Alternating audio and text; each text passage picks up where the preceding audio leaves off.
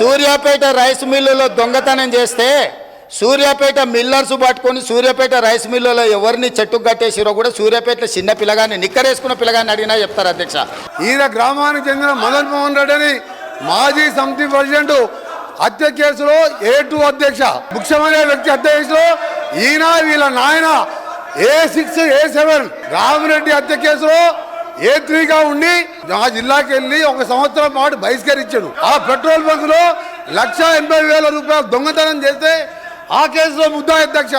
Excise provision పెడితే దొంగ మందు కర్ణాటక వెళ్ళి మందు తీసుకొచ్చి పట్టుబడితే మిర్యాలగూడ పోలీస్ స్టేషన్లో ఇప్పటికీ కేసు ఉన్నది అధ్యక్ష.